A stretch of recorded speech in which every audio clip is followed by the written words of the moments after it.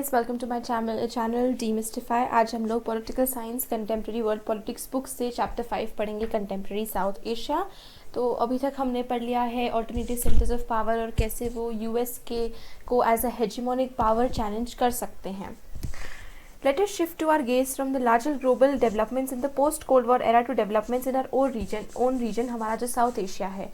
तो जब इंडिया और पाकिस्तान दोनों ने न्यूक्लियर पावर्स का एक क्लब ज्वाइन कर लिया, अब दोनों न्यूक्लियर कंपनी, दोनों ऐसी कंट्रीज है जिसके पास बहुत सारे न्यूक्लियर वेपन्स हैं, तो ये रीजन एकदम से फोकस ऑफ ग्लोबल अटेंशन बन गया, क्योंकि सभी लोगों को ये था कि इंडिया और पाकिस्तान के बीच में कॉन्फ्लिक्ट जो है वो काफ़ी कॉमन है एंड अब दोनों न्यूक्लियर वेपन्स को पोजेस करते हैं, तो एक वॉर जो है उसकी पॉसिबिलिटी अब दिखने लगी थी।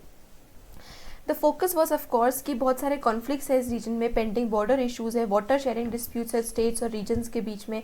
इसके अलावा एथनिक स्ट्राइफ है, रिसोर्स शेयरिंग और इन सभी को लेकर बहुत सारे कॉन्फ्लिक्ट्स है। तो ये इस वजह से ये रीजन जो था वो उसको काफ़ी टर्बुलेंट बनाता था। इसी समय पर बहुत सारे लोग हैं साउथ एशिया में जो इस फैक्ट से रिकग्नाइज करते थे कि ये रीजन जो है वो बहुत अच्छी तरीके से डेवलप हो सकता है, प्रॉस्पर हो सकता है, अगर ये सारे रीजन्स एक दूसरे के साथ कोऑपरेट करें और ना ही एक दूसरे के साथ लड़े।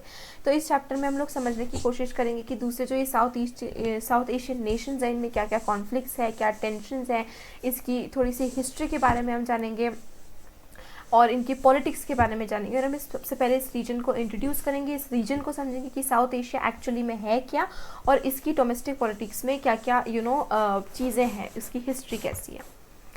ये है एक पिक्चर, दिस इज सुभाष राइज adaptation of liberty leading the people. This was painted by Eugene Delacroix in 1830। इसकी कर्टसी है हिमाल साउथ एशियन एंड ये जनवरी 2007 में पब्लिश हुई थी साउथ एशिया ट्रस्ट नेपाल में।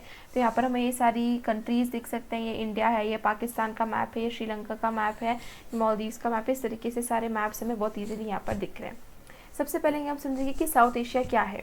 हम सभी को पता है कि इंडिया पाकिस्तान क्रिकेट मैच के वक्त किस तरीके से टेंशन होता है, किस तरीके से स्पेक्यूलेशंस करते हैं कि कौन जीतेगा एंड जब भी ये मैच होता है ना तो कितनी एक्साइटमेंट्स होती है पाकिस्तानी फैंस, इंडियन फैंस के बीच में। तो ये एक सिंबॉलिक चीज़ है लार्जर पैटर्न का साउथ एशिया के अफेयर्स में। हमारा एक ऐसा रीजन है जहाँ पे राइवलरी भी है, गुडविल भी है, होप भी है, डिस्पेयर भी है, म्यूचुअल सस्पेक्शन भी है और ट्रस्ट भी है। तो ये ऑपोजिट चीज़ें जो है वो एक साथ को एग्जिस्ट करती है। तो हम एक क्वेश्चन के साथ शुरू करते हैं, एक एलिमेंट्री क्वेश्चन, साउथ एशिया है क्या। ये जो एक्सप्रेशन है, जब हम साउथ एशिया की बात करते हैं तो इसमें जनरली ये फॉलोइंग कंट्रीज इंक्लूड होती है: बांग्लादेश, भूटान, इंडिया, मालदीव्स, नेपाल, पाकिस्तान और श्रीलंका। जो माइटी हिमालयाज है नॉर्थ में, तब वहाँ से लेकर vast Indian ocean, Arabian sea, bay of Bengal south में, वेस्ट ईस्ट, ये सभी जो है एक नेचुरल इंसुलरिटी, एक नेचुरल बाउंड्री प्रोवाइड करती है साउथ एशियन रीजन को, जो कि लार्जली रिस्पॉन्सिबल है। इसके कारण हमारे लिंग्विस्टिक, सोशल, कल्चरल डिस्टिंक्टिवनेस है हमारे एरियाज़ में। तो ये पूरा एक सब कॉन्टिनेंट है जिसमें कितनी ज़्यादा कल्चरल वेराइटी है, डाइवर्सिटी है। ये जो बाउंड्रीज है रीजन की, ये बिल्कुल क्लियर तो नहीं है ईस्ट और वेस्ट के अगर उसमें देखा जाए, लेकिन नॉर्थ एंड साउथ में ये बहुत क्लियरली हमें पता है। अफगानिस्तान और म्यांमार जो है वो ऑफन ऐसे एरियाज़ में इंक्लूड होते हैं, मतलब एज अ होल उसमें इंक्लूड किया जाता है। चाइना एक इम्पॉर्टेंट प्लेयर है, लेकिन ये ऐसे पर ऐसा भी होता है कि हम कभी कभी ऐसे भी होता है कि म्यांमार और अफगानिस्तान को भी हम एज अ होल इस एरिया में इंक्लूड कर लेते हैं डिस्कशंस में। चाइना एक इम्पॉर्टेंट प्लेयर है, लेकिन ये साउथ एशिया का एक पार्ट नहीं है। तो ये इसका, लेकिन साउथ एशिया में इसका चाइना का इन्फ्लुएंस हमें बहुत देखने को मिलता है। तो अगर हम डिफाइन करेंगे तो साउथ एशिया जो है वो डाइवर्सिटी एवरी सेंस में स्टैंड करता है, जिसमें एक वन जियोपॉलिटिकल स्पेस कॉन्स्टिट्यूट होती है। जो बहुत सारी कंट्रीज़ है साउथ एशिया की, उनका सेम पॉलिटिकल सिस्टम नहीं है। इसके अलावा बहुत सारी प्रॉब्लम्स हैं, लिमिटेशंस है, जैसे श्रीलंका और इंडिया जो है ऐसे दो कंट्रीज़ है जहाँ पर हमें सक्सेसफुल डेमोक्रेटिक सिस्टम देखने को मिलते हैं उनके इंडिपेंडेंस से ही। तो हम बहुत इसके बारे में पढ़ेंगे कि इन कंट्रीज़ में एवोल्यूशन ऑफ डेमोक्रेसी कैसे हुई, जैसे इंडिया में हुई है तो कैसे हुई, इनके क्या अलग अलग कोर्सेज थे जो हर कंट्री ने लिए। तो हम बहुत सारी इनकी लिमिटेशंस को पॉइंट आउट करने की कोशिश करेंगे। इंडिया की डेमोक्रेसी में भी ऐसे बहुत सारे लिमिटेशंस है, पर हमें ये याद रखना है कि इंडिया फिर भी एक डेमोक्रेसी बना रहा, विच इज़ एन अचीवमेंट। तो उसी तरीके से श्रीलंका में भी बहुत सारे प्रॉब्लम्स हैं, लिमिटेशंस है, उसकी डेमोक्रेसी परफेक्ट नहीं है, बट फिर भी the fact that it is still a democracy, it means something. Pakistan और बांग्लादेश ने दोनों सिविलियन और मिलिट्री रूलर्स को यहाँ पर रूल देखा है, पाकिस्तान और बांग्लादेश दोनों जहाँ पर। एंड बांग्लादेश जो है वो एक पोस्ट कोल्ड वॉर पीरियड में एक डेमोक्रेसी रहा है। पाकिस्तान पोस्ट कोल्ड वॉर के बाद से एक सक्सेसिव डेमोक्रेटिक गवर्नमेंट इसने देखा है बेनज़ीर भुट्टो और नवाज शरीफ के अंडर में, लेकिन उसी के साथ साथ उसने 1999 में एक मिलिट्री कूप में भी सफ़र करा है। तो उसके बाद वो एक सिविलियन गवर्नमेंट में भी रन करा गया है 2008 से। उसके बाद से 2006 में नेपाल जो था वो एक कॉन्स्टिट्यूशन मोनार्की था, लेकिन यहाँ पर डेंजर था कि किंग जो है वो एग्जीक्यूटिव पावर्स को लेके अल्टीमेट कंट्रोल ले ले। 2008 में जो मोनार्की है वो अबॉलिश कर दी गई नेपाल में और फिर वो एक डेमोक्रेटिक रिपब्लिक जैसे इमर्ज हुआ। बांग्लादेश और नेपाल के एक्सपीरियंस से हम ये कह सकते हैं कि डेमोक्रेसी जो है ज़्यादा एक्सेप्टेड फॉर्म बनती जा रही है सिस्टम की, पॉलिटिकल सिस्टम की साउथ एशिया रीजन में। सिमिलर चेंजेस जो है वो सबसे छोटी कंट्री ऑफ द रीजन में हुई है। भूटान जो है वो 2008 में कॉन्स्टिट्यूशनल मोनार्की बना, किंग की लीडरशिप के अंडर ये एक मल्टी पार्टी डेमोक्रेसी की तरह इमर्ज हुआ। उसी तरीके से अगर हम मालदीव्स की बात करें तो मालदीव्स एक छोटा सा आइलैंड नेशन है और ये एक सल्तनत था 1968 तक, जब ये एक रिपब्लिक में ट्रांसफॉर्म हुआ जहाँ पर एक presidential form of government follow होने लगा। जून 2005 में हुआ ये कि जो पार्लियामेंट था मालदीव्स का उसने यूनानिमसली एक वोट करा और एक मल्टी पार्टी सिस्टम को इंट्रोड्यूस करा। तो मालदीवियन डेमोक्रेटिक पार्टी MDP जो है वो आज तक political affairs of the island को डोमिनेट करती है और MDP ने ही 2018 में इलेक्शंस को जीता और वो पावर में आ गई। तो यहाँ पर बहुत mix record of democratic experience हमें मिलता है, पर इन सभी कंट्रीज़ के लोगों की एक एस्पिरेशन है कि सभी को डेमोक्रेटिक रजीम या डेमोक्रेटिक पॉलिटिकल सिस्टम ही चाहिए। एक रीसेंट सर्वे हुआ था जिसमें हम लोगों के एटीट्यूड्स को जान सके और 5 बड़ी कंट्रीज़ का इस रीजन के, और उसने ये दिखाया कि there is a wide spread support for democracy in सभी रीजन्स में। जो ऑर्डिनरी सिटीजन्स है, भले रिच हो, पुअर हो, किसी भी रिलीजन को बिलोंग करते हो, कितनी भी डाइवर्स हो, पर उन सभी का आइडिया ये था कि डेमोक्रेसी ही होना चाहिए और वो डेमोक्रेटिक इंस्टीट्यूशंस को ही सपोर्ट करते हैं। वो डेमोक्रेसी को बिना बाकी किसी फॉर्म ऑफ गवर्नमेंट के ऊपर प्रेफर करते हैं और वो ये सोचते हैं कि डेमोक्रेसी उन सभी की कंट्रीज़ के लिए सूटेबल है और बेटर है। तो ये इम्पॉर्टेंट है क्योंकि इससे हमें लोगों का एटीट्यूड पता चलता है कि लोगों की क्या एटीट्यूड है, लोगों की क्या थिंकिंग है, वो अपनी कंट्री में क्या चाहते हैं, किस तरीके का डेवलपमेंट देखना चाहते हैं। क्विकली हम यहाँ पर देख लेते हैं democracy is preferred of dictatorship everywhere except इन पाकिस्तान। ये देख लीजिए साउथ एशिया में क्या ये रीजन है, यहाँ पर पाकिस्तान इंडिया की है। डेमोक्रेसी इज प्रेफरेबल, ये रेड वाला जो पार्ट है 10%, ये जो पार्ट है समटाइम्स डिक्टेटरशिप इज़ बेटर, 10% लोगों का ऐसा मानना है। और डजेंट मैटर टू मी, ये ब्लू कलर में ये इस तरीके से। Very few doubt the suitability of democracy for their own country. ये देखिए ये सारे सर्वेस हैं, इन दोनों ग्राफ्स के बेसिस पे interviews 19,000 ordinary citizens 5 countries of south Asia. इसमें हमें ऑर्डिनरी सिटीजन्स के बारे में पता चलता है कि ये इन 5 कंट्रीज़ की ऑर्डिनरी सिटीजन्स का क्या एटीट्यूड है, वो लोग क्या सोचते हैं। ओके इस सेंस में साउथ एशिया जो है उस साउथ एशियन का जो एक्सपीरियंस है डेमोक्रेसी का, ये बहुत एक्सपैंड हो चुका है। इसमें डेमोक्रेसी का ज़्यादा ग्लोबल इमेजिनेशन, डेमोक्रेसी के नए नोशंस हमें इससे पता चले हैं। तो चलिए हम एक एक कंट्री का देखते जाते हैं कि यहाँ पर किस तरीके से डेमोक्रेसी आई है या किस तरीके से काम हुआ है। Time line of south Asia since 1947, quickly इसके थ्रू हम गो थ्रू कर लेते हैं। 1947 में इंडिया और पाकिस्तान जो है वो दोनों इंडिपेंडेंट नेशन जैसे इमर्ज होते हैं ब्रिटिश रूल से। 1948 में श्रीलंका भी फ्री हो जाता है। उस टाइम पे श्रीलंका को सीलोन बोला जाता था। इंडो पाक कॉन्फ्लिक्ट होता है कश्मीर के ऊपर 1948 के ईयर में। 1954 टू 55 पाकिस्तान जो है वो cold war military blocks SEATO और सेंटो को ज्वाइन कर लेता है, मतलब जो कि नाटो को फेवर करते हैं, US लेड मिलिट्री ब्लॉक्स को ज्वाइन कर लेता है। एंड इस टाइम पर रिमेंबर कि 1954-55 में इंडिया की पॉलिसी जो थी वो नॉन अलाइनमेंट की थी और उसने वो करा था कि किसी भी ब्लॉक को ज्वाइन नहीं होना है। 1960 में इंडिया और पाकिस्तान जो है वो इंडस वाटर्स ट्रीटी को साइन कर लेते हैं। 1962 में बॉर्डर कॉन्फ्लिक्ट होता है इंडिया और चाइना के बीच में।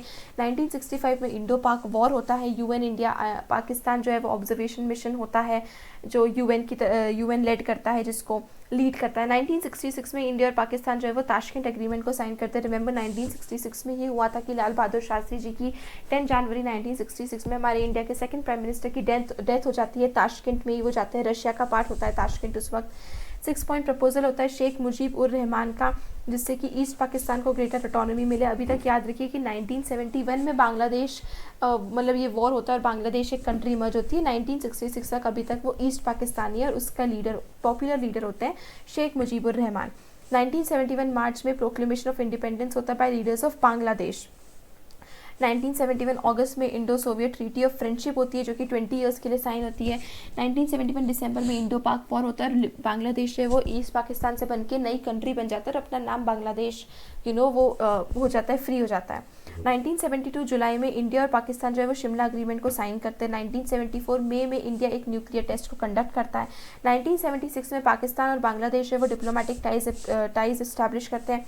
1985 दिसंबर में साउथ एशियन लीडर्स जो है वो सार्क चार्टर को साइन करते हैं और उसका फर्स्ट समिट जो होती है ढाका में होती है। रिमेंबर 1985 दिसंबर में फर्स्ट समिट ऑफ सार्क इन ढाका।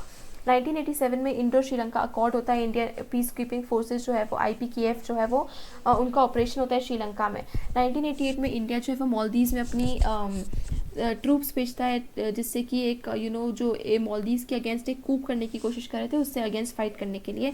1988 में ही इंडिया और पाकिस्तान जो है वो एक अग्रीमेंट साइन करते हैं कि एक दूसरे को न्यूक्लियर वेपन्स के साथ अटैक नहीं करना है। 90 और मतलब उनके न्यूक्लियर इंस्टॉलेशंस, न्यूक्लियर बेसिस को भी अटैक नहीं करना है। 1988-91 में डेमोक्रेसी रेस्टोरेशन होती है पाकिस्तान में, बांग्लादेश में और नेपाल में। 1988 से 1991 के बीच में डेमोक्रेसी रिस्टोर होती है। 1996 दिसंबर में इंडिया और बांग्लादेश जो है वो Farakka treaty for sharing the Ganga waters ये अग्रीमेंट साइन करते हैं। 1998 मई में इंडिया और पाकिस्तान जो है वो न्यूक्लियर टेस्ट कंडक्ट करते हैं। 1998 दिसंबर में इंडिया और श्रीलंका जो है वो फ्री ट्रेड एग्रीमेंट साइन करते हैं। 1999 फरवरी में इंडिया का PM जो होता है उस टाइम के अटल बिहारी वाजपेयी वो एक बस जर्नी लेते हैं लाहौर तक एक बस जर्नी में जाते हैं ताकि एक पीस डिक्लेरेशन को साइन कर सके। 1999 जून जुलाई में कारगिल कॉन्फ्लिक्ट होता है इंडिया और पाकिस्तान के बीच। 2001 जुलाई में अटल बिहारी वाजपेयी और परवेज़ मुशर्रफ के बीच में आगरा समिट जो है वो अनसक्सेसफुल होता है। 2004 जनवरी में साफ्ता साइंड होता है एग्रीमेंट जो कि 12th सार्क समिट में होता है जो कि इस्लामाबाद में कंडक्ट किया जाता है। 2007 में अफगानिस्तान जो वो सार्क ज्वाइन कर लेता है और 2014 नवंबर में जो 18th सार्क समिट होता है वो काठमांडू नेपाल में होता है। ये टाइमलाइन बहुत इम्पॉर्टेंट है। मेरा चैनल जो है डीमिस्टिफाई, इसमें जाकर आप बाकी चैप्टर्स को भी देख सकते हो, उसको पढ़ सकते हो। मैंने हर चैप्टर का डिटेल एक्सप्लेनेशन दिया है। मैंने हर चीज़ को कवर करने की कोशिश की है लेकिन टाइम को ध्यान में रखते हुए बहुत ही क्विकली लेकिन डिटेल में किसी भी चीज़ को मिस नहीं कराए। सो प्लीज़ आपको अगर कोई और चैप्टर का वीडियो देखना है for the subjects history, political science, psychology and painting, इन चारों सब्जेक्ट्स के लिए आप मेरे चैनल पर जाकर विजिट कर सकते हो and you can look there for the explanation of other chapters for class 12 humanities stream। तो ये टाइमलाइन जो है वो हर चैप्टर में इंपॉर्टेंट होती है, प्लीज़ कुछ भी मिस मत करिए। Everything is important, every word of the NCERT is important. अब हम बात करेंगे military and democracy in Pakistan. देखिए पाकिस्तान जो है उसने सबसे पहले अपना कॉन्स्टिट्यूशन बनाया था, तब जनरल आयूब खान ने एडमिनिस्ट्रेशन ऑफ कंट्री को टेक ओवर कर लिया था और अपने आप को इलेक्ट कर लिया था। तो जब एक पॉपुलर डिसैटिस्फैक्शन था उनके अगेंस्ट, बहुत प्रोटेस्ट हुआ उनके रूल के अगेंस्ट, जनरल आयूब खान के अगेंस्ट, उनको ऑफिस को गिव अप करना पड़ा। तो इस वजह से जो है वो मिलिट्री टेक ओवर वापस से हो गया और इस बार जो थे वो जनरल याह्या खान के अंडर में हुआ। तो जनरल याह्या खान जो थे वो अब उसके रूलर बन गए। तो याह्या के मिलिट्री रूल के अंडर में पाकिस्तान में बांग्लादेश क्राइसिस हुआ और इंडिया के साथ वॉर हुई 1971 में, जिसमें बांग्लादेश जो है वो हार गया। तो ईस्ट पाकिस्तान इंडिपेंडेंट हो गया और वो बांग्लादेश एक नई कंट्री बन गई। इसके बाद एक इलेक्टेड गवर्नमेंट थी अंडर जुल्फिकर अली भुट्टो जो कि 1971 से 1977 तक पावर में रही थी। पर भुट्टो की गवर्नमेंट को जो था उसको टेक ओवर कर लिया था जनरल जिया उल हक के गवर्नमेंट ने 1977 में।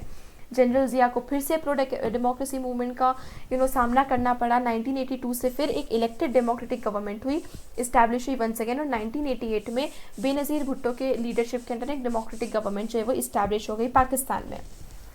इसके बाद जो पीरियड फॉलो हुआ पाकिस्तानी पॉलिटिक्स का, वो हमेशा से कंपटीशन बिटवीन हर पार्टी, मतलब जो बेनज़ीर भुट्टो की पार्टी थी पाकिस्तान पीपल्स पार्टी और जो दूसरी पार्टी थी मुस्लिम लीग, उसके बीच में कंपटीशन जो है वो एविडेंट था और पाकिस्तानी पॉलिटिक्स इसी के अराउंड सेंटर्ड रही।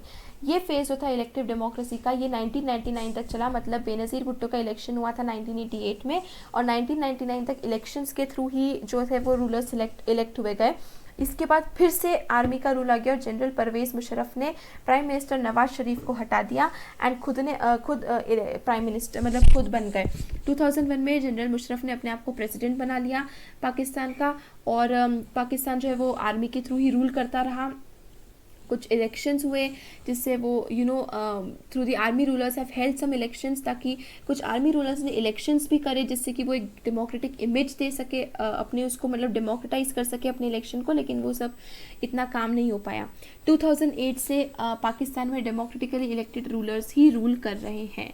सो ये पाकिस्तान की एक ब्रीफ हिस्ट्री थी। देखिए इसमें आपको समझने का बहुत कुछ नहीं है, आपको बेसिकली एक फ्लो चार्ट टाइप याद रखना पड़ेगा कि सबसे पहले general Ayub Khan, then general Yahya Khan थे, उनका ईयर कौन सा था एंड कब क्या हुआ, फिर जुल्फ़िकार अली भुट्टो आए, वो ईयर था 71 से 77 तक। 77 के बाद जनरल ज़िया उल हक आए, उनके बाद बेनज़ीर भुट्टो आए 1988 से, फिर उसके बाद आए फिर जनरल परवेज़ मुशर्रफ आ गए, तो आपको ये नवाज शरीफ आ गए।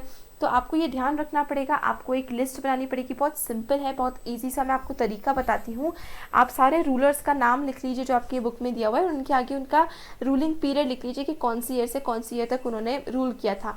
फिर बाकी आप छोटे मोटे डिटेल्स जो है वो आप याद रख सकते हैं, बट बेसिक इंपॉर्टेंट क्या है कि आप ये पूरा इनके रूलर्स को याद रखिए, उनके रूलिंग पीरियड को याद रखिए, वो बहुत इंपॉर्टेंट है। साथ ही साथ इनके रूलिंग पीरियड में क्या हुआ था, किसके अगेंस्ट प्रोटेस्ट हुए थे, किसके अगेंस्ट नहीं हुए थे, वो भी आपको याद रखना ज़रूरी है। तो पाकिस्तान एक ऐसी कंट्री है, इसके अलावा एक और ऐसी कंट्री है जैसे बांग्लादेश। यहाँ पर पाकिस्तान में जो है वो दोनों सिविलियन रूलर्स, जैसे बेनज़ीर भुट्टो, जुल्फ़िकार अली भुट्टो, नवाज शरीफ, ये सब सिविलियन रूलर्स हैं। साथ साथ जनरल ज़िया उल हक या जनरल याह्या खान, जनरल अयूब खान, परवेज़ मुशर्रफ, ये सारे मिलिट्री रूलर्स हैं। तो जनरल परवेज़ मुशर्रफ, तो पाकिस्तान ने दोनों मिलिट्री रूलर्स का रूल भी देखा है और सिविलियन रूलर्स का भी रूल देखा है। 2008 के बाद से यहाँ पर बहुत इलेक्शंस होते हैं, और जितने भी रूलर्स आते हैं वो डेमोक्रेटिकली इलेक्टेड ही होते हैं। बहुत सारे फैक्टर्स हैं जिसने पाकिस्तान की फेलियर, मतलब पाकिस्तान में एक डेमोक्रेसी बिल्ड नहीं हो पाई है, वो डेमोक्रेसी फेल हो गई है, इसके बहुत सारे फैक्टर्स हैं जिसने कंट्रीब्यूट करा है कि पाकिस्तान में एक डेमोक्रेसी बिल्ड ना हो पाए। देखिए हमेशा से पाकिस्तान में मिलिट्री, क्लर्जी और लैंड ओनिंग एरिस्टोक्रेसी का एक डोमिनेंस रहा है, मतलब मिलिट्री का, आर्मी का डोमिनेंस रहा है, क्लर्जी का डोमिनेंस रहा है, यहाँ पे लैंड ओनिंग एरिस्टोक्रेसी जो रिच पीपल है इनका डोमिनेंस हमेशा से पाकिस्तान में रहा है, और इसकी वजह से हमेशा से जो इलेक्टेड गवर्नमेंट्स है उसको ओवरथ्रो करके मिलिट्री रूल को इस्टेब्लिश करा गया है। पाकिस्तान का इंडिया के साथ हमें बहुत ही लंबे टाइम से कॉन्फ्लिक्ट, तो हम सभी चाहते हैं पाकिस्तान इंडिया कॉन्फ्लिक्ट जो है, इस वजह से इस कॉन्फ्लिक्ट की वजह से हमेशा से वहाँ पर एक चॉइस थी कि प्रो मिलिट्री रूलर्स आए, ताकि आगे जाकर अगर कॉन्फ्लिक्ट होता है तो पाकिस्तान इंडिया से हार ना जाए, इसलिए एक प्रो मिलिट्री रूलर की एक मोशन है पाकिस्तान में। ये ग्रुप्स जो है, जो मिलिट्री ग्रुप, क्लर्जी ग्रुप है, इन्होंने हमेशा से मिलिट्री गवर्नमेंट को ही सपोर्ट किया है, और इन्होंने कहा है कि पॉलिटिकल पार्टीज़ और डेमोक्रेसी पाकिस्तान में एक फ्लॉड है, ये हमेशा इनमें बहुत सारी गलतियां हैं, और पाकिस्तान की सिक्योरिटी, अगर ये सिविलियन रूलर्स आ जाएंगे या डेमोक्रेसी आ जाएगी तो पाकिस्तान की सिक्योरिटी की बहुत बड़ा थ्रेट रहेगा, हार्म रहेगा, क्योंकि ये पार्टी जो है वो सेल्फिश माइंडेड है, केओटिक डेमोक्रेसी है, और आर्मी अगर पावर में रहेगी तो ही जस्टिफाइड रहेगी, तो ही रूल जो है वो सिक्योर रहेगा, पावरफुल रहेगा। तो डेमोक्रेसी जो है वो हमेशा से सक्सेसफुल नहीं रही है पाकिस्तान में, लेकिन फिर भी एक प्रो डेमोक्रेसी सेंटिमेंट ज़रूर हमें कंट्री में देखने को मिलता है। पाकिस्तान के पास एक बहुत ही करेजियस और रिलेटिवली फ्री प्रेस है, स्ट्रॉन्ग ह्यूमन राइट्स मूवमेंट है। तो अगर इंडिया की हम मीडिया से कंपेयर करें तो पाकिस्तान की प्रेस जो है वो काफ़ी फ्री है, सेंसर फ्री है, बायस फ्री है, और बहुत ही ओपन है अगर हम इंडिया की मीडिया से कंपेयर करें।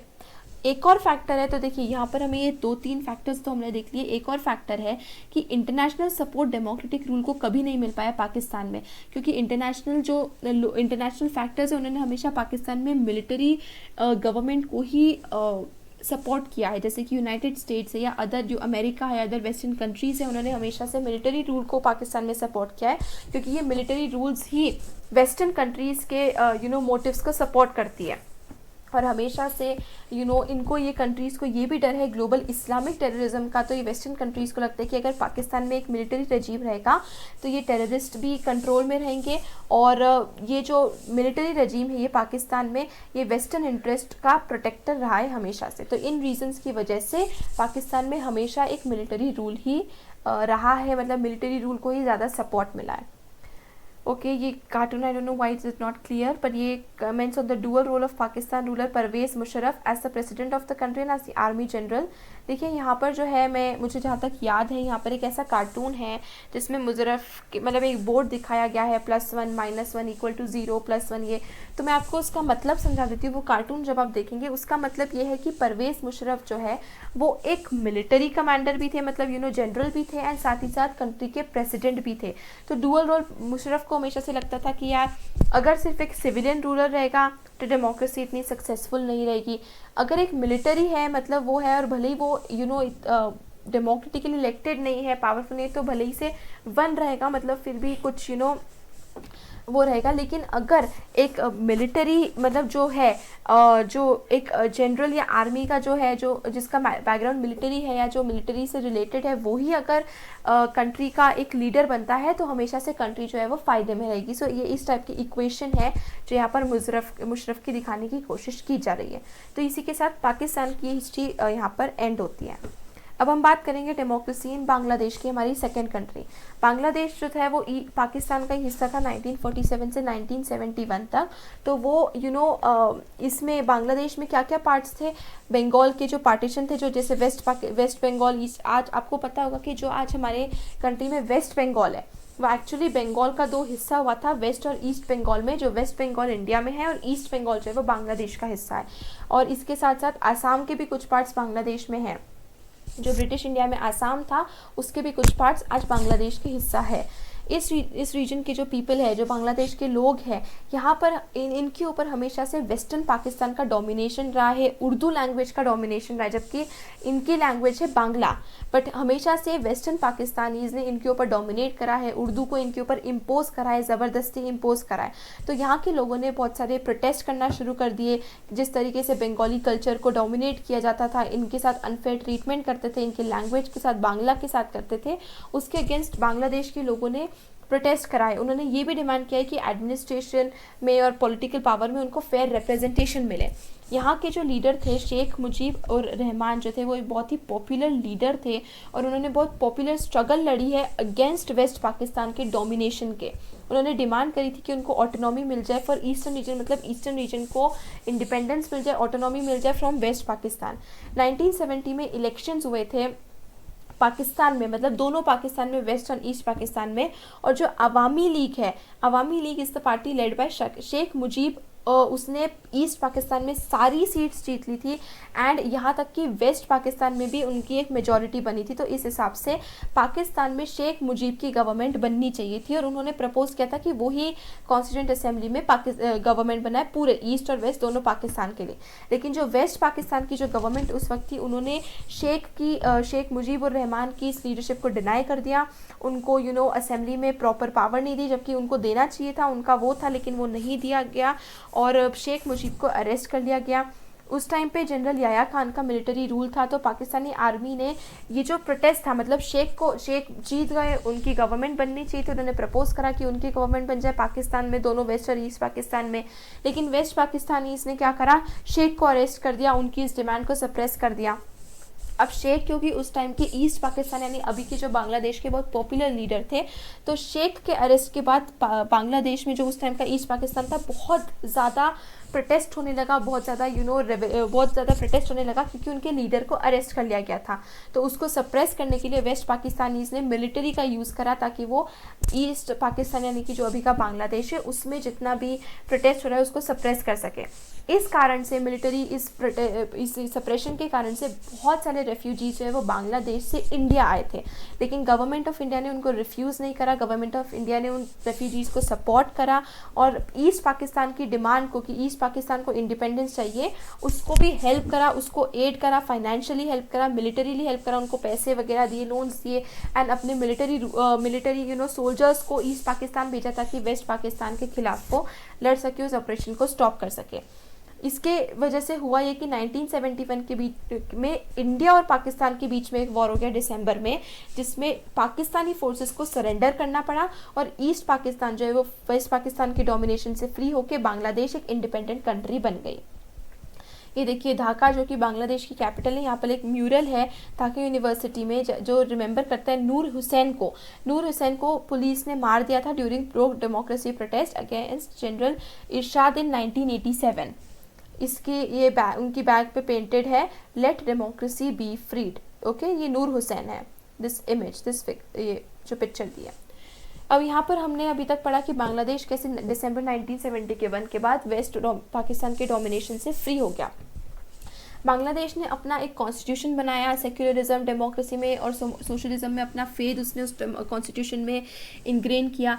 लेकिन 1975 में हुआ यह कि शेख मुजीब जो है उसने कॉन्स्टिट्यूशन को अमेंड कर लिया, पार्लियामेंट्री से प्रेसिडेंशियल फॉर्म में चेंज कर लिया, सारी पार्टीज़ को अबॉलिश कर दिया, सिर्फ अपनी जो पार्टी थी आवामी लीग उसी को उसने लीगल रखा। इस वजह से मतलब उसने ऐसे चेंजेस करे ताकि वो खुद ही पावर में रहे। एक एग्जीक्यूटिव प्रेसिडेंशियल फॉर्म में एक स्ट्रॉन्ग एग्जीक्यूटिव हेड होता है, तो उसने खुद को ऐसे चेंज कर लिया कॉन्स्टिट्यूशन में, खुद से सारी पार्टीज़ को बैन कर दिया। तो डेमोक्रेसी के सेंटिमेंट को हटा के उसने अपने रूल के अंडर सब कुछ कर लिया। इस वजह से शेख मुजीब के अगेंस्ट बहुत ज़्यादा प्रोटेस्ट होने लगे, कॉन्फ्लिक्ट होने लगे, टेंशन होने लगे। और इस ड्रामेटिक डेवलपमेंट में ये जो डेवलपमेंट हुआ, शेख मुजीब को असैसिनेट कर दिया गया। Assassination, please remember, it's different from murder. Assassination हमेशा किसी पॉलिटिकल मोटिव की वजह से होता है या किसी पॉलिटिकल फिगर के लिए होता है। तो जैसे महात्मा गांधी वाज असैसिनेटेड, तो assassination is related to politics या पॉलिटिकल रीजंस की वजह से मर्डर होता है, पॉलिटिकल फिगर्स का मर्डर होता है। ओके, तो शेख मुजीब जो एक टाइम पे इतने पॉपुलर लीडर थे, इतने पॉपुलर थे कि उन्होंने ईस्ट पाकिस्तान में सारी सीट्स जीती थी, वो उनका 1975 में एक मिलिट्री अपराइजिंग में अगस्त 1975 में उन्हीं का असैसिनेशन हुआ। अब यहाँ पर भी एक मिलिट्री रूल आ गया। यहाँ पे मिलिट्री रूलर जो है वो थे ज़ियाउर रहमान। उन्होंने अपनी खुद की बांग्लादेश नेशनल पार्टी फॉर्म करी और 1979 में उन्होंने इलेक्शंस जीते। लेकिन फिर ऐसे डेवलपमेंट्स हुए कि इनका भी असैसिनेशन हो गया और एक और मिलिट्री टेक ओवर आया, और इस बार वो थे lieutenant general HM Ershad. Bangladesh के जो लोग थे उनको बहुत जल्दी रियलाइज़ हुआ कि अब उन्हें डेमोक्रेसी चाहिए। डेमोक्रेसी के लिए वो लोग फाइट करने लगे। स्टूडेंट्स जो थे वो बहुत ही एक्टिव थे इस प्रोटेस्ट में for democracy, pro democracy sentiment में। तो एरशाद को फोर्स हो गया, एरशाद को फोर्सफुली उनको पॉलिटिकल एक्टिविटी डेमोक्रेसी को थोड़ा सा उन्हें एक्टिविटी को एक भले लिमिटेड स्केल पे पर उनको अलाउ करना पड़ा। लेटर जो थे उनको प्रेसिडेंट फॉर 5 इयर्स इलेक्ट करा गया। इलेक्शन जब हुए थे तो 5 इयर्स के लिए वो इलेक्शन हो गए। वापस से मास पब्लिक प्रोटेस्ट हुए इरशाद के अगेंस्ट और उनको 1990 में स्टेप डाउन करना पड़ा as the president of Bangladesh. तब से 1991 से इलेक्शंस हो रहे हैं बांग्लादेश में, और तब से जो भी रिप्रेजेंटेटिव्स जो रूलर्स आ रहे हैं वो डेमोक्रेसी के लिए डेमोक्रेटिकली इलेक्टेड होते हैं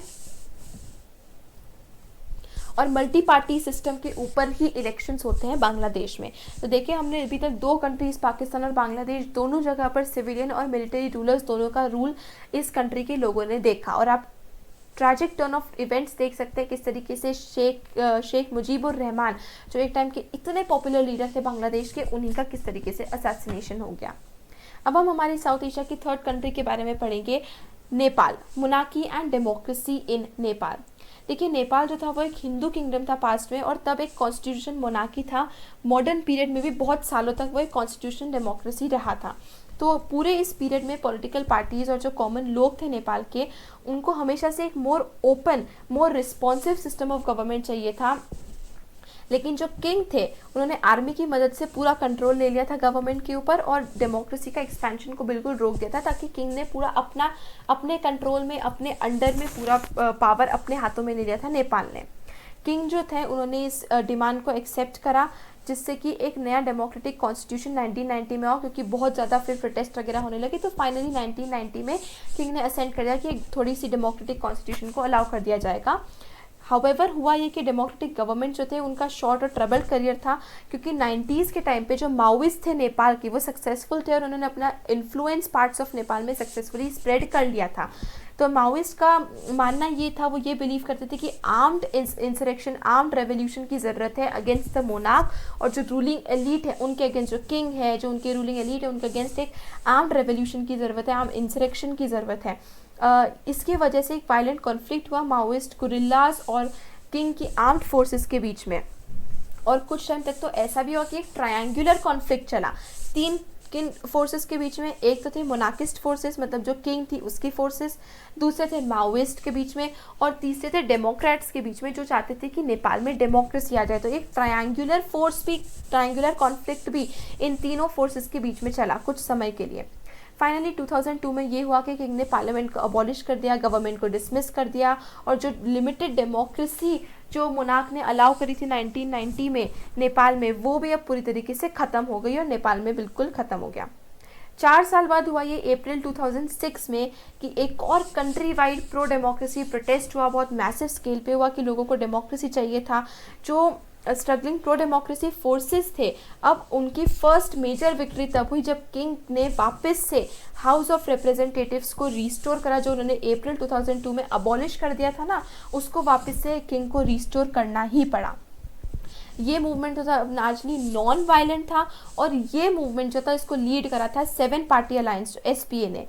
तो इसमें 3 चीज़ें थी, मतलब 3 ग्रुप्स ने मिलके इस मूवमेंट को लीड करा था। 7 पार्टी अलायंस, द माओइस्ट और सोशल एक्टिविस्ट, इन तीनों ग्रुप्स के प्रोटेस्ट के कारण ही फाइनली 2006 में हाउस ऑफ रिप्रेजेंटेटिव जो है वो रिस्टोर हो पाया। नेपाल का ये ट्रांसिशन था, अब डेमोक्रेसी में कंप्लीट हो चुका था। नेपाल एक बहुत ही यूनिक मोमेंट गया था हिस्ट्री में, क्योंकि इसने कॉन्स्टिट्यूएंट असेंबली बनाई थी।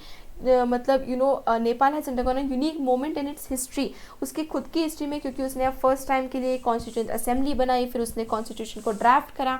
कुछ ऐसे सेक्शंस हैं नेपाल में जिनको लगता है कि यार थोड़ी सी नॉमिनल मोनार्की की ज़रूरत है नेपाल में, ताकि वो अपने पास्ट से अपने लिंक बिल्कुल छोड़ ना दे, क्योंकि था तो वो एक किंगडम ही था, पास्ट में हिंदू किंगडम था। तो कुछ लोगों का मानना ये था कि यार थोड़ी सी कुछ मोनार्की होना चाहिए। माओइस्ट ग्रुप्स ने जो अपना आर्म्ड स्ट्रगल है उसको सस्पेंड करा, जो वॉर वगैरह लड़ रहे थे, आर्म्ड स्ट्रगल लड़ रहे थे, उसको सस्पेंड करा। वो चाहते थे कि कॉन्स्टिट्यूशन में रेडिकल प्रोग्राम्स भी इंक्लूड हो सोशल और इकोनॉमिक रीस्ट्रक्चरिंग के लिए, रेडिकल प्रोग्राम जिसमें थोड़ा आर्मी फाइट वायलेंस वगैरह इंक्लूड हो। सारी पार्टीज़ ने जो 7 पार्टी अलायंस में जितनी पार्टीज़ थी, सभी ने इस प्रोग्राम के साथ अग्री नहीं करा। जो माओइस्ट थे, जो बाकी पॉलिटिकल ग्रुप्स थे, वो भी डीपली सस्पिशियस थे इंडियन गवर्नमेंट के लिए भी। उन्हें लग रहा था कि इंडियन गवर्नमेंट बहुत ज़्यादा इंटरवीन कर रही है नेपाल की पॉलिटिक्स में, और नेपाल के ऊपर कैसा नेपाल का फ्यूचर क्या होगा, इंडियन गवर्नमेंट इसी के साथ कंटिन्यू रखेगी, तो ये सब था।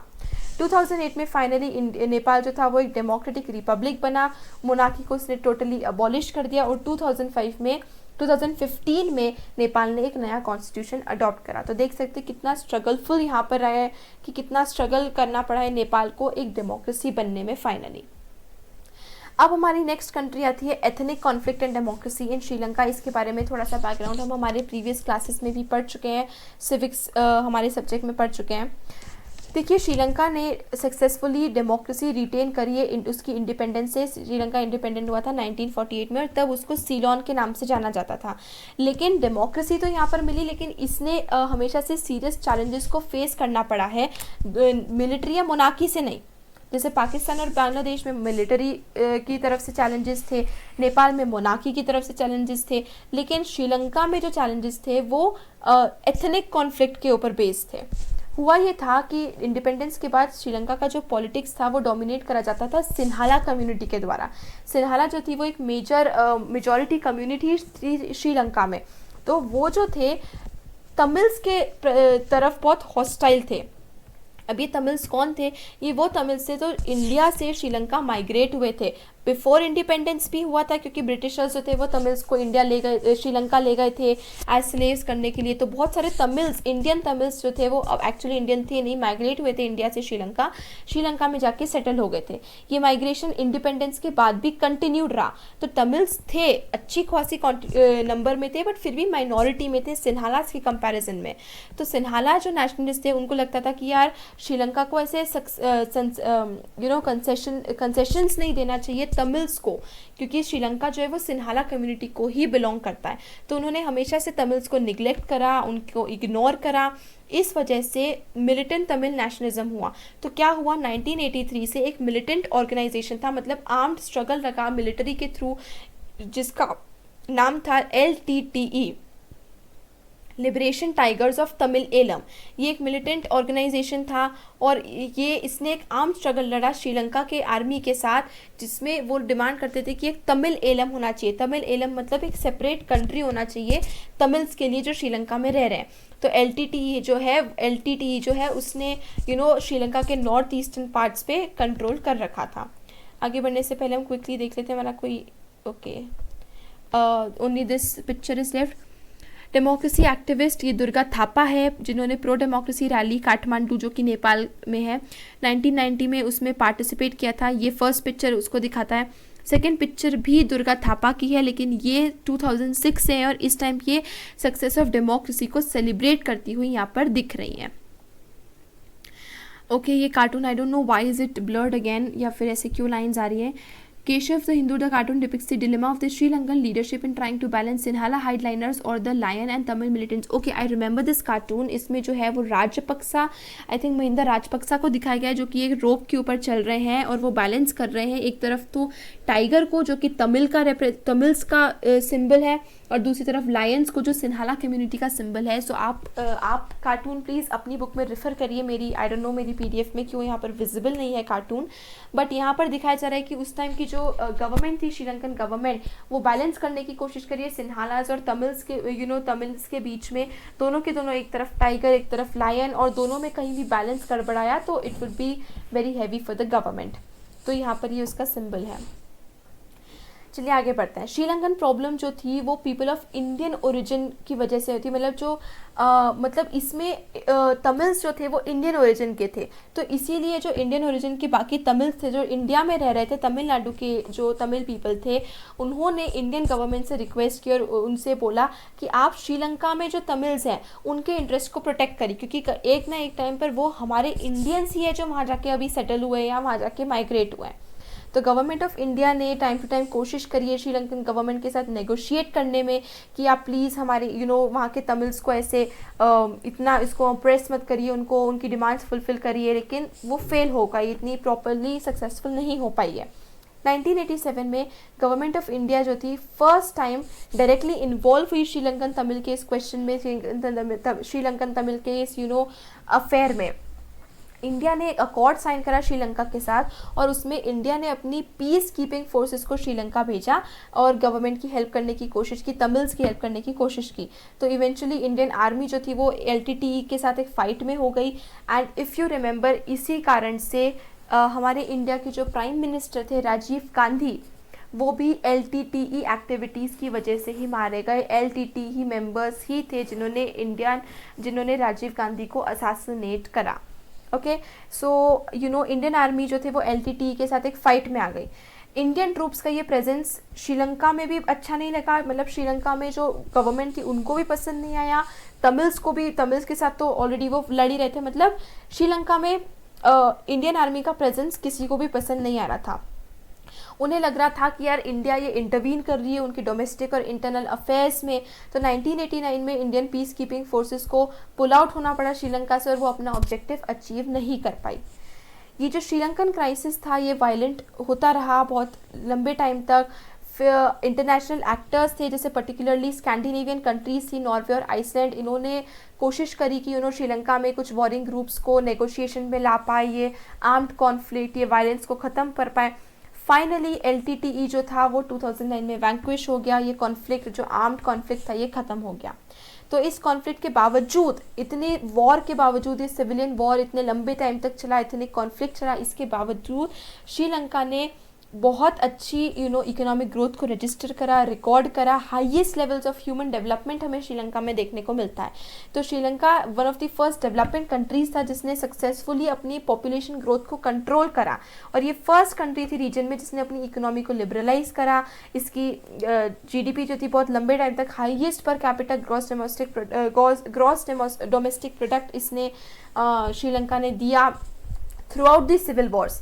तो हम ये देख सकते हैं कि इन सब के बावजूद श्रीलंका एक सक्सेसफुल डेमोक्रेसी रही है, और ये कॉन्फ्लिक्ट ज़रूर हुआ है, लेकिन इस कॉन्फ्लिक्ट का श्रीलंका ने अपने ऊपर कोई भी इल इफेक्ट नहीं आने दिया। मतलब लॉस ऑफ लाइफ ज़रूर हुआ, कहीं ना कहीं हिंड्रेंस ज़रूर हुई, लेकिन फिर भी श्रीलंका जो है वो अच्छी तरीके से डेवलप कर पाया।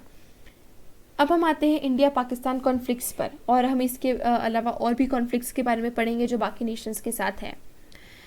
ठीक है, अब हम हमारी नेशनल अफेयर्स के बारे में पढ़ेंगे। पोस्ट कोल्ड वॉर एरा, मतलब कोल्ड वॉर एरा के बाद से का मतलब ये नहीं था कि यार बिल्कुल कॉन्फ्लिक्ट्स ख़त्म हो गए। ठीक है, हमने ऑलरेडी नोट करा है कि इंटरनल डेमोक्रेसी, एथनिकल डिफरेंसेस यहाँ पर बहुत देखने को मिले साउथ एशियन रीजन में, लेकिन कुछ ऐसे क्रूशल कॉन्फ्लिक्ट है जिनका इंटरनेशनल नेचर है, जैसे कि पोजीशन ऑफ इंडिया। देखिए, मोस्ट सेलिएंट और ओवरवेलमिंग इनका कॉन्फ्लिक्ट इनमें से है इंडिया और पाकिस्तान के बीच में। पार्टीशन जैसे ही हुआ तो दोनों कंट्रीज जो है वो कश्मीर के इशू को लेकर आपस में भिड़ गई, आपस में कॉन्फ्लिक्ट हुआ। पाकिस्तानी गवर्नमेंट ने क्लेम करा कि कश्मीर उनका है। इंडिया और पाकिस्तान के बीच में 1948 में वॉर हुआ, 1965 में हुआ, लेकिन फिर भी ये मैटर जो ये सेटल नहीं हो पाया। 1947-48 का जो वॉर था, इसमें ये हुआ कि पूरा जो एरिया है कश्मीर का उसको दो हिस्सों में बांट दिया गया, जिसमें से एक था पाकिस्तानी ऑक्यूपाइड कश्मीर और एक था Indian province of Jammu and Kashmir, और इसको डिवाइड कर दिया गया लाइन ऑफ कंट्रोल में। 1971 में इंडिया ने एक डिसाइसिव वॉर जीता पाकिस्तान के अगेंस्ट, जिसमें बांग्लादेश फ्री हुआ, लेकिन फिर भी कश्मीर का ये इशू जो था वो अनरिजॉल्व रहा, इसका कोई सल्यूशन नहीं निकल पाया। इंडिया और पाकिस्तान को ये जो कॉन्फ्लिक्ट है, ये स्ट्रैटेजिक इश्यूज तो मतलब कश्मीर के अलावा और भी इश्यूज पर है, जैसे स्ट्रैटेजिक इश्यूज और of control of Siachen glacier या एक्विजिशन ऑफ आर्म्स रेस दोनों के बीच में रही है। दोनों कंट्रीज़ के बीच में एक नया कैरेक्टर दोनों ने अज्यूम करा है जब से दोनों ने न्यूक्लियर वेपन्स को न्यूक्लियर वेपन स्टेट्स बन गए, जब से मिसाइल्स यहाँ पर इन्होंने इकट्ठा कर ली है 1990 से। 1998 में इंडिया ने पोखरण में न्यूक्लियर एक्सप्लोजन करे, पाकिस्तान ने भी कुछ ही दिनों में एक चगाई हिल्स में न्यूक्लियर टेस्ट करे, तो दोनों के पास अब न्यूक्लियर वेपन्स हो चुके थे। तब से इंडिया और पाकिस्तान जो है दोनों ने एक मिलिट्री रिलेशनशिप बनाया है, जिसमें डायरेक्ट और फुल स्केल वॉर को रोकने की कोशिश की गई है, ताकि क्योंकि अब दोनों को पता है कि न्यूक्लियर वेपन्स का अगर यूज़ होगा तो it would be very harmful for both the countries. लेकिन दोनों गवर्नमेंट्स के बीच में फिर भी सस्पिशन जो है वो ख़त्म नहीं हुआ है। इंडियन गवर्नमेंट ने पाकिस्तानी गवर्नमेंट को ब्लेम करा है कि तुम वो पाकिस्तानी गवर्नमेंट एक लो की वायलेंस की स्ट्रैटेजी को यूज़ करे, जिसमें वो कश्मीरी मिलिटेंट्स को हेल्प कर रहे हैं, उनको आर्म्स प्रोवाइड कर रहे हैं, उनको भड़का रहे हैं, ट्रेन कर रहे हैं, पैसे के साथ प्रोवाइड कर रहे हैं, जिससे वो इंडिया में टेररिस्ट स्ट्राइक्स करे। इंडियन गवर्नमेंट को ये भी लगता है कि पाकिस्तान जो है वो खालिस्तानी मिलिटेंट्स को भी एड कर रहे हैं, आर्म्स के साथ, पैसे के साथ, मनी के साथ, ट्रेनिंग के साथ। खालिस्तानी मिलिटेंट्स वो है जिनको एक अपना अलग नेशन चाहिए खालिस्तान में, और ये पंजाब वाले एरिया में बहुत ज़्यादा एक्टिव है खालिस्तानीज़।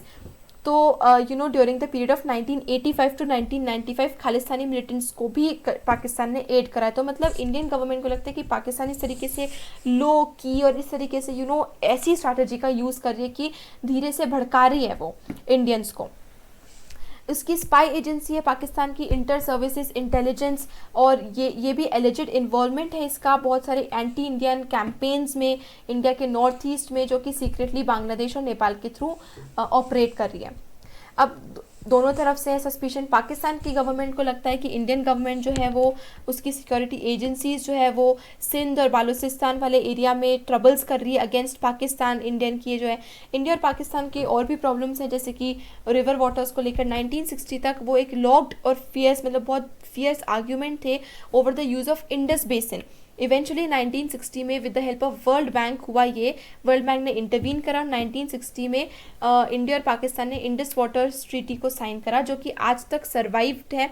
मतलब भले ही कितने भी और एरियाज़ में कॉन्फ्लिक्ट हुए, लेकिन फिर भी इंडस वाटर ट्रीटी आज तक सर्वाइव करती है। ओके, दोनों के बीच में बहुत मिलिट्री कॉन्फ्लिक्ट्स भी हुए हैं 1960 के बाद। और इसके अलावा कुछ माइनर डिफरेंसेस है कि कैसे कुछ डिफरेंसेस तो है कि इंडस वाटर्स ट्रीटी को किस तरीके से इंटरप्रेट किया जा रहा है, लेकिन फिर भी ये ट्रीटी आज तक सर्वाइव करी है। ये दोनों कंट्रीज़ और भी बाकी चीज़ों को लेकर डिसएग्रीमेंट में, जैसे कि sir creek line of Kutch है, उसको लेकर रन ऑफ कच्छ में जो सर क्रीक है लाइन है, उसको लेकर बहुत कॉन्फ्लिक्ट है। डिस्प्यूट छोटा मोटा लगता है, लेकिन फिर भी एक वरी का कॉज है, मतलब इसमें वरी होता है क्योंकि ये एकदम डिस्प्यूट सेटल नहीं हुआ है। इसका इम्पैक्ट है कंट्रोल ऑफ सी रिसोर्सेज, जो कि सर क्रीक के एरिया में जो सी रिसोर्सेज है उसके ऊपर कंट्रोल करना। इंडिया और पाकिस्तान जो है वो इसके ऊपर नेगोशिएशंस कर रहे हैं, लेकिन वो एकदम हो नहीं पाया है।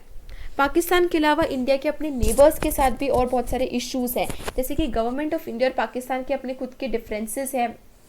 हम यहाँ देख सकते हैं कि गंगा और ब्रह्मपुत्र रिवर वाटर्स को लेकर इन दोनों के बीच में डिफरेंसेस है। इंडियन गवर्नमेंट को लगता है, अनहैप्पी है कि बांग्लादेश कैसे इलीगल इमिग्रेशन को डिनाई करती है, मतलब बांग्लादेश से इलीगल इमिग्रेंट्स जो है वो इंडिया में आते हैं, लेकिन बांग्लादेश इस चीज़ को डिनाई करती है। और इंडियन गवर्नमेंट का मानना है कि बांग्लादेश है वो anti Indian Islamic fundamentalist groups को सपोर्ट करती है।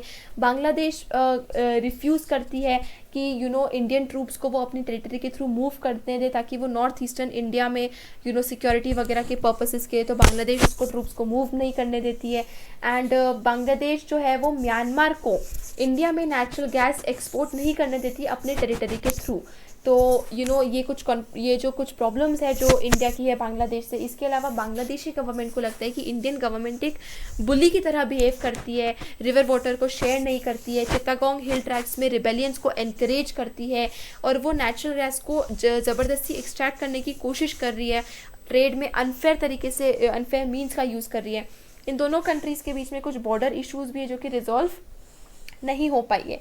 इन डिफरेंसेस के बावजूद इंडिया और बांग्लादेश है वो बहुत सारे इश्यूज़ पे कॉपरेट भी करते हैं, जैसे दोनों के बीच में इकोनॉमिक रिलेशंस बहुत इम्प्रूव हुए हैं। बांग्लादेश इंडिया की लुक ईस्ट पॉलिसी का एक हिस्सा है और वो चाहते हैं कि साउथ ईस्ट एशिया को भी अब म्यांमार लिंक किया जाए। डिज़ास्टर मैनेजमेंट पे और इन्वायरमेंटल इश्यूज़ पे इन दोनों कंट्रीज़ ने एक दूसरे की हेल्प करी है। 2015 में उन्होंने बहुत सारे एनक्लेव्स को एक्सचेंज करा है, एफर्ट्स हुए हैं ताकि वो एरियाज़ ऑफ कोऑपरेशन को फर्दर ब्रॉडन कर सके और कॉमन थ्रेट्स को आइडेंटिफाई करके उनको हटा सके और अपनी दोनों की नीड्स के प्रति और ज़्यादा सेंसिटिव हो सके, समझ सके। अब हम बात करेंगे नेपाल और इंडिया के बारे में। नेपाल और इंडिया बहुत ही एक स्पेशल रिलेशनशिप एंजॉय करता है, दोनों की फ्रेंडशिप बहुत अच्छी है और बहुत ही लंबे समय से है। दोनों के बीच में एक ट्रीटी है जो अलाउ करता है कि दोनों कंट्रीज़ के सिटीजन्स विदाउट वीज़ा ट्रैवल कर सकते हैं, वर्क कर सकते हैं एक दूसरे की कंट्री में, उनको वीज़ा की ज़रूरत नहीं है, ओके, एंड पासपोर्ट की ज़रूरत नहीं है। Despite this special relationship, government of दोनों कंट्रीज़ जो है उनके ट्रेड रिलेटेड डिस्प्यूट्स रहे हैं पास्ट में। इंडियन गवर्नमेंट को लगता है कि यार नेपाल और चाइना के बीच में बहुत ही वार्म रिलेशन है, तो उसको कंडेम करती है इंडिया। और नेपाल का नेपाल जो है वो एंटी इंडियन एलिमेंट्स के अगेंस्ट कोई नेपाल की गवर्नमेंट एक्शन नहीं लेती है। इंडियन सिक्योरिटी एजेंसीज जो है उनको लगता है कि ये जो नेपाल में माओइस्ट मूवमेंट है इस वजह से इंडियन सिक्योरिटी को भी बहुत थ्रेट पहुंच रहा है और माओइस्ट मूवमेंट की वजह से ही इंडिया में नक्सलाइट ग्रुप्स का बहुत ज़्यादा एक्टिविटी बढ़ रही है, जैसे कि स्टेट्स ऑफ बिहार में और आंध्र प्रदेश में। बहुत सारे लीडर्स और सिटीजन्स हैं नेपाल में जिनको लगता है इंडियन गवर्नमेंट उनकी इंटरनल अफेयर्स में इंटरफेयर करने की कोशिश कर रही है और इंडिया के तो ऐसे डिज़ाइन है कि वो रिवर वाटर्स के ऊपर कब्जा करे, तो हाइड्रो इलेक्ट्रिसिटी के ऊपर कब्जा करे और नेपाल को प्रिवेंट करती है कि क्योंकि नेपाल एक लैंडलॉक कंट्री है, तो वो नेपाल को प्रिवेंट करती है कि वो उसकी टेरिटरी के थ्रू सी को एक्सेस करने दें। इसके बावजूद इंडो नेपाल रिलेशन जो है वो काफ़ी स्टेबल है, पीसफुल है। ट्रेड और मतलब डिफरेंसेस है लेकिन ट्रेड, साइंटिफिक कॉपरेशन है, कॉमन नेचुरल रिसोर्सेज है, इलेक्ट्रिसिटी जनरेशन है, इंटरलॉकिंग वाटर मैनेजमेंट ग्रिड्स है जो दोनों कंट्रीज़ को टुगेदर होल्ड करती है। एक होप है कि डेमोक्रेसी में अगर नेपाल में डेमोक्रेसी आएगी तो वो इंडिया और नेपाल के बीच में टाइज को स्ट्रॉन्गर करेगी। There are difficulties between the government of India और Sri Lanka also, mostly over ethnic conflict, क्योंकि श्रीलंका एक आइलैंड नेशन है। इंडियन लीडर्स और सिटीजन्स को लगता है और वो चाहती हैं कि वो जब भी तमिल्स जो है वो श्रीलंका में मारे जाते हैं, अनहैप्पी रहते हैं, लेकिन इसके बावजूद इंडियन लीडर्स कोशिश करते हैं कि उसको एक न्यूट्रल अप्रोच की जैसे अप्रोच करा जाए, न्यूट्रल उसके साथ। 1987 में जो इंडिया मिलिट्री इंटरवेंशन करा था इंडियन गवर्नमेंट ने, अब वो पॉलिसी प्रेफर करती है कि डिसएंगेजमेंट की, श्रीलंका के अफेयर्स में इतने इंटरनल ट्रबल्स में इंटरफेयर ना करे। इंडिया ने श्रीलंका के साथ एक फ्री ट्रेड एग्रीमेंट भी साइन किया है और श्रीलंका के टाइज को स्ट्रेंथन करने की कोशिश किया है। श्रीलंका में पोस्ट सुनामी इंडिया ने बहुत हेल्प करा है रिकंस्ट्रक्शन के लिए और इस वजह से पोस्ट सुनामी के बाद दोनों के टाइज जो है वो दोनों कंट्रीज जो है और ज़्यादा स्ट्रॉन्ग हो गए। इंडिया भूटान के साथ भी एक बहुत अच्छा रिलेशनशिप एंजॉय करती है। दोनों के बीच में बहुत मेजर कॉन्फ्लिक्ट नहीं है भूटानीज़ गवर्नमेंट और इंडियन गवर्नमेंट के बीच में। भूटानीज़ मोनार्क का एफर्ट है कि वो गुरिल्लाज और मिलिटेंट्स को नॉर्थ ईस्टर्न इंडिया से निकाले, जो कि कंट्री में वो करते हैं, जो ये भूटान इस तरीके से हेल्प करती है मिलिटेंट्स और गुरिल्लाज को नॉर्थ इंडिया से बाहर निकालने के लिए। इंडिया भी बिग हाइड्रो इलेक्ट्रिक प्रोजेक्ट में इन्वॉल्व है भूटान के, जो कि remains the Himalayan kingdoms biggest source of development in, मतलब ये जो हाइड्रो इलेक्ट्रिक प्रोजेक्ट है ये भूटान यानी हिमालयन किंगडम का सबसे बड़ा एड है डेवलपमेंट के लिए। इंडिया के मालदीव्स के साथ बहुत अच्छे टाइज है, कॉर्डियल रिलेशंस है। नवंबर 1988 में कुछ तमिल मर्सनरीज ने जो श्रीलंका से निकल के मालदीव के ऊपर कंट्रोल करने की कोशिश की, तो इंडियन एयरफोर्स ने क्विकली मूव करके, नेवी ने क्विकली रिएक्ट करके मालदीव्स को उनके इन्वेजन से बचाया भी है। तो इंडिया ने आइलैंड के इकोनॉमिक डेवलपमेंट, टूरिज्म और फिशरीज में भी बहुत ज़्यादा कॉन्ट्रीब्यूशन करा है। हमने ये नोटिस करा है कि इंडिया के बहुत सारे प्रॉब्लम्स है उसके छोटे मोटे नेबर्स के साथ रीजन में, और ये होना तय है क्योंकि इंडिया का साइज़ इतना बड़ा है, उसकी पावर इतनी बड़ी है, तो इंडिया के अगेंस्ट सस्पिशंस और इंडिया के इंटेंशंस के अगेंस्ट सस्पिशन जो है वो इन कंट्रीज़ के मन में उठते हैं। इंडियन गवर्नमेंट ने दूसरी तरफ हमेशा ये समझा है कि उसके नेबर्स जो है उसको एक्सप्लॉइट करते हैं, उनको ये नहीं पसंद आता है कि इंडियन गवर्नमेंट को कि कितनी पॉलिटिकल इंस्टेबिलिटी है इन कंट्रीज़ में, और इसकी वजह से उन्हें लगता है कि इस पॉलिटिकल इंस्टेबिलिटी की वजह से आउटसाइड पावर जो है वो इन रीजन में अपना इन्फ्लुएंस गेन करेगी और वो इंडिया के लिए अच्छा नहीं होगा। जो स्मॉलर कंट्रीज़ हैं उन्हें लगता है कि इंडिया जो है वो डोमिनेंट पावर की तरह बिहेव करता है, एक रीजनल बुली की तरह बिहेव करता है। सारी जो कॉन्फ्लिक्ट्स है साउथ एशिया में वो इंडिया और बाकी नेबर्स के बीच में ही है, नेपाल और भूटान बीच में ही नहीं है। नेपाल और भूटान के बीच में भी, बांग्लादेश और म्यांमार के बीच में भी डिसएग्रीमेंट्स रहे हैं, जैसे कि एथनिक नेपालीज का माइग्रेशन भूटान में और रोहिंग्यास का माइग्रेशन म्यांमार में, तो ये प्रॉब्लम भी उनके बीच में रही है। बांग्लादेश और नेपाल के कुछ इश्यूज़ रहे हैं over the future of Himalayan river waters. Major conflict लेकिन जो भी है वो इंडिया के उनके नेबर्स के साथ है, क्योंकि इंडिया ही एक ऐसी कंट्री है जो सभी के साथ बाउंड्री को शेयर करता है उसकी ज्योग्राफी की वजह से, और वो सेंट्रली लोकेटेड है। ओके, आई थिंक जहाँ तक मुझे याद है ये कार्टून उस बारे में है कि एक टेबल बनी हुई है सार्क की, जिसमें कि ऐसे एक कट है जिसमें पाकिस्तान और इंडिया जो उनकी चेयर्स के बहुत पास है और लंबी टेबल में बाकी है। तो इस कार्टून का मतलब मैं आपको बता दूँ, इस कार्टून का मतलब ये है कि ये जो कोऑपरेशन करने की कोशिश होती है साउथ एशिया में, लेकिन क्योंकि इंडिया और पाकिस्तान के कॉन्फ्लिक्ट इतने ज़्यादा स्ट्रॉन्ग है, इतने ज़्यादा वायलेंट है कि वो आपस में ही रहती है, वो बाकी सबको भी काटने की कोशिश करती है और डेवलपमेंट कोऑपरेशन को नहीं हो पाता है, डेवलपमेंट नहीं हो पाता है, इस वजह से कि दोनों एक दूसरे के इतने ज़्यादा कॉन्फ्लिक्टेड है, और इस वजह से बाकी नेशंस भी कोऑपरेट नहीं कर पाते हैं आपस में। हमारा लास्ट पार्ट ऑफ चैप्टर है पीस एंड कोऑपरेशन। पहले हम ये कार्टून्स डिस्कस कर लेते हैं। Keshav the Hindu, hey mister who, trade, commerce, economy, why don't you just stick to core issues with India. ये जो है जनरल परवेज़ मुशर्रफ है, ये मिस्टर हु है, ये अटल बिहारी वाजपेयी इंडिया के पीएम है। तो ये वो बताता है कि वाजपेयी के और जो चाइनीज़ लीडरशिप के बीच में जो ये एग्रीमेंट्स होने की कोशिश है, कि कोऑपरेशन की कोशिश है, तो पाकिस्तान वो नहीं चाहता है कि चाइना और इंडिया के अच्छे टाइज बने। तो चाइना भड़काने की कोशिश कर रहा है कि आप कोर इश्यूज़ यानी कि जो बॉर्डर डिस्प्यूट्स है उस पर फोकस करो, ट्रेड कॉमर्स को तो भूल जाओ, देखो इंडिया के साथ आपके बॉर्डर डिस्प्यूट्स है उसको मत भूलो। तो ये पाकिस्तान जो है वो भड़काने की कोशिश कर रहा है। दूसरा कार्टून जो है पाकिस्तान ट्रिब्यून में हुआ था, ये यूएस है, ये पाकिस्तान है, ये ये इंडिया है। The umpire has to decide whether ball is in the court of India और पाकिस्तान। अब ये बात की जा रही है यूएसए की, के देखिए दोनों ही जो बॉल है बिल्कुल लाइन पर है और दोनों एक दूसरे पे ब्लेम कर रहे हैं कि नहीं ये उसके कोर्ट में, नहीं ये उसके कोर्ट में। अब ये डिसाइड करना है यूएसए को कि कौन सही है कौन गलत है, ठीक है। तो ये जो है कार्टून ये पाकिस्तान से है, वह ये इसमें से एक कार्टून इंडिया से, एक कार्टून पाकिस्तान में है, और ये दोनों ऐसे प्लेयर्स का रोल बताते हैं कि मतलब चाइना और यूएसए का रोल, दोनों ही इस रीजन का हिस्सा नहीं है साउथ एशिया का, लेकिन इन दोनों का रोल बहुत बड़ा है, बहुत मेजर है इसमें। ओके, मतलब इस रीजन में इनका इन्फ्लुएंस बहुत है। पीस एंड कोऑपरेशन, अब हम बात करेंगे कि साउथ एशिया की जो ये स्टेट्स है क्या वो एक दूसरे के साथ कोऑपरेट करते हैं, नहीं करते, क्या ये लड़ते रहते हैं। बहुत सारे कॉन्फ्लिक्ट्स है इस रीजन में साउथ एशिया में, लेकिन फिर भी हमें पता है कि कोऑपरेशन कितना इंपॉर्टेंट है, फ्रेंडली रिलेशनशिप इंपॉर्टेंट है। एक south Asian association for regional cooperation है, सार्क है, एक मेजर रीजनल इनिशिएटिव है साउथ एशियन स्टेट्स का, ताकि वो इस कोऑपरेटिव को एक कोऑपरेशन इवॉल्व कर पाए थ्रू मल्टीलैटरल मीन्स। ये 1985 में साइन हुआ था सार्क जो है, एंड अनफॉर्चुनेटली क्योंकि पॉलिटिकल डिफरेंसेस है तो सार्क बहुत ज़्यादा सक्सेसफुल नहीं हो पाया है। सार्क मेंबर्स ने एक south Asian free trade agreement sign करा है, साफ्ता, जिसने प्रॉमिस करा है कि एक फ्री ट्रेड जोन को पूरे साउथ एशिया के लिए फ्री ट्रेड जोन बनाया जाएगा, क्रिएट किया जाएगा। एक नया chapter of peace and cooperation हो सकता है साउथ एशिया में अगर कंट्रीज इस रीजन की फ्री ट्रेड को अक्रॉस बॉर्डर अलाउ करें। यही स्पिरिट है और यही आइडिया है साफ्ता के इनिशिएटिव का। ये अग्रीमेंट जो है साफ्ता का, ये 2004 में साइन किया गया था और ये इफेक्ट में आया 1 जनवरी 2006 से।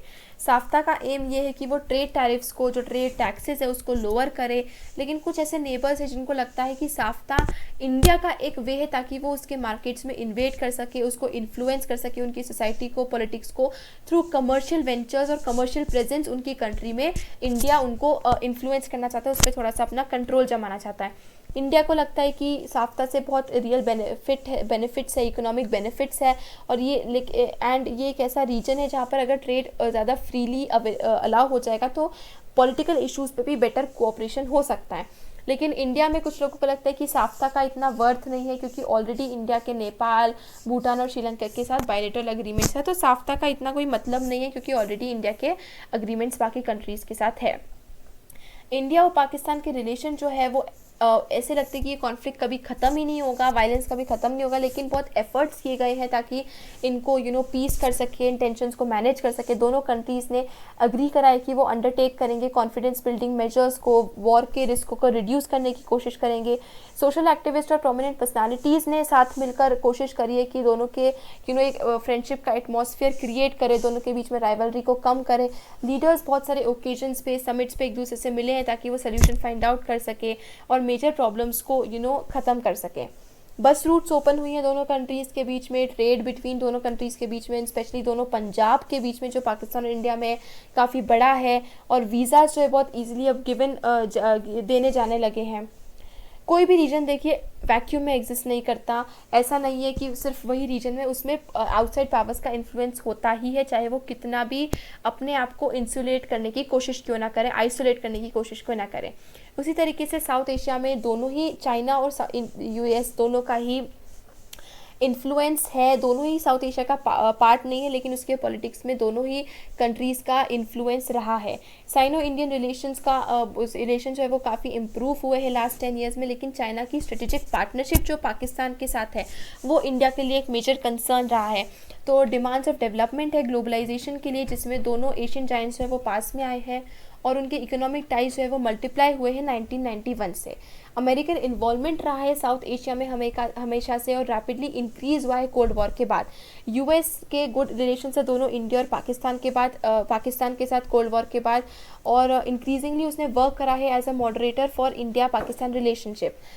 इकोनॉमिक रिफॉर्म्स हुए हैं एंड लिबरल इकोनॉमिक पॉलिसीज़ दोनों कंट्रीज़ में देखी गई है, जिसने अमेरिकन पार्टिसिपेशन को और भी ज़्यादा डीपन कर दिया है।